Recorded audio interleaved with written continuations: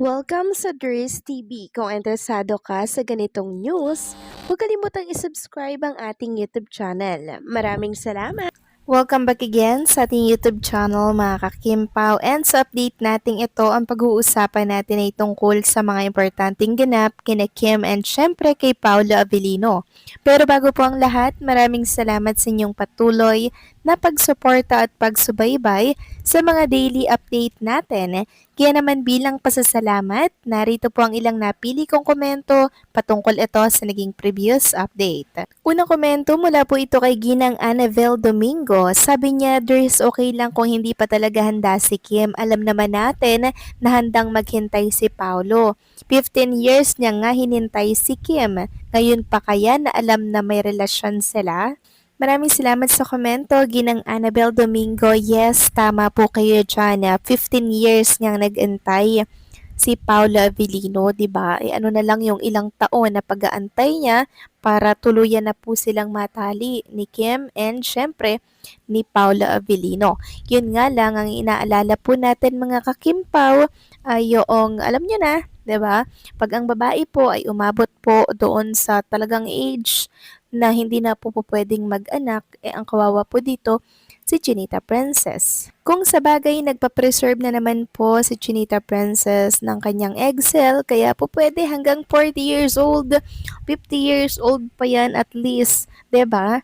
Nagpa-preserve na siya ng kanyang egg cell at ang kulang na lang ay yung kay Paolo Avellino. Alam kasi ni Chinita Princess, mga kakimpaw, na darating at darating talaga sa punto na hindi po agad siya makakapag-decide pagdating po sa pagsisettle down kasi ang dami-dami niya pa pong pangarap sa buhay kahit nasabihin natin na 20 years na siya dito sa showbiz industry, pero still gustong-gusto pa rin pong alagaan ni Kim Chu ang kanyang karera dito po sa showbiz industry. Parang ayaw niya agad itapon yun ng ganun-ganun lang. Tayo naman kung ano po ang kanyang desisyon, ganun din si Paolo Avellino, tanggap natin mga kakimpaw. Willing to wait naman tayo kung ano po ang kanilang desisyon at hanggang saan ba ang pag-aantay natin sa kanilang dalawa. Basta ang alam natin, sila po mga kakimpaw ay malalim na po yung relationship nila. Doon palang kalmado or kampante na po tayo. Pero yun nga lang, hindi po maalis sa isipan natin at pag-aalala po natin na yung kay Kim po, 'di ba? Yung magiging anak nila, 'di ba?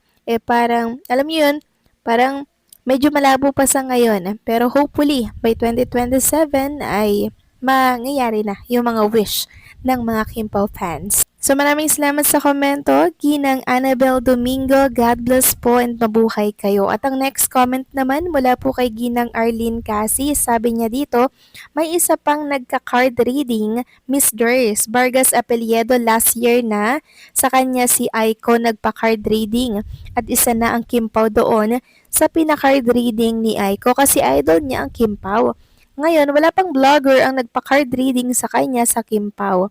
Malay natin, baka si OG Diaz ang magpunta sa kanya at hintayin natin ano ang reading niya sa Kimpaw this year kung same ba kaya Jay. So maraming salamat sa komento, Ginang Arlene Casis. God bless po sa inyo and mabuhay kayo. Yes, tama po kayo dyan. Last year, parang doon nga po nagpa-card reading si Miss Aiko, and hopefully nga po ay may magpa-card reading for Kim and Paolo Avellino sa card reader na yon. 'Di ba? Itong mga hula-hula lang naman na to, gabay lang mga kakimpaw, no? Huwag tayong masyadong magbabase sa mga hula na yan.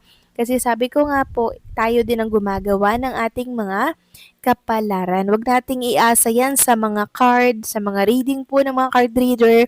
Kasi sabi ko nga po noon pa, Diyos po ang nakakaalam ng ating kapalaran at hindi ang mga taong katulad lang po natin.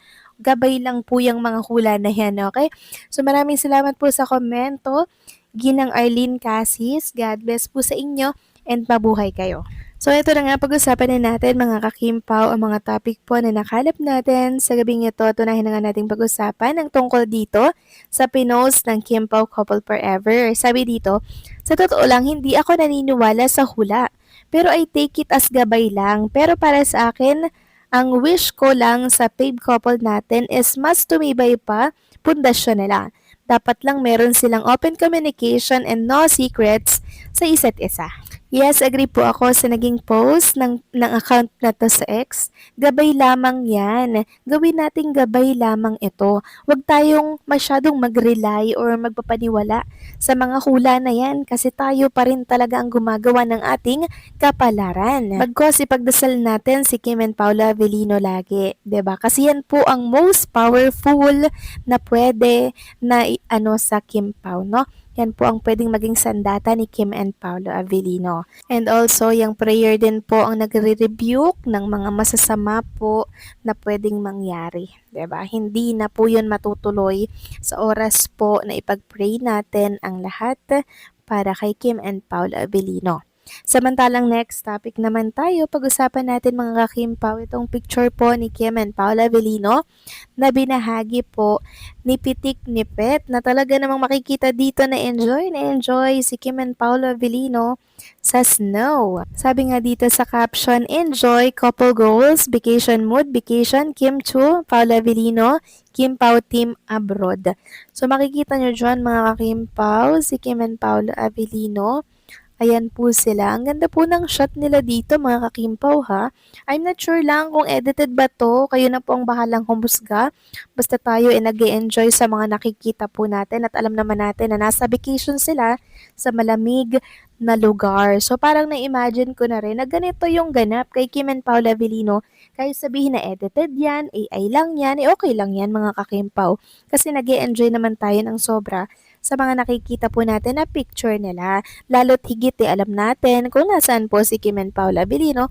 Kaya hindi po masama mga kakimpo kung nagkalat ito mga picture na to sa mundo ng social media mula po ito sa Pitik Nipet. Credit po sa inyong post at layunin ko lamang ay maibahagi ito sa mga Kimpaw fans na talaga naman pong masaya na nakikita si Kim and Paula Avellino na ganito po ang kanilang sitwasyon or mga ganap, 'di ba? Kami naman simple lang po yung mga kasiyahan namin, 'di ba? Makita lang namin masaya si Kim and Paula Avellino sa nagyayelong lugar and Diyos ko po mga kakimpaw, 'di ba?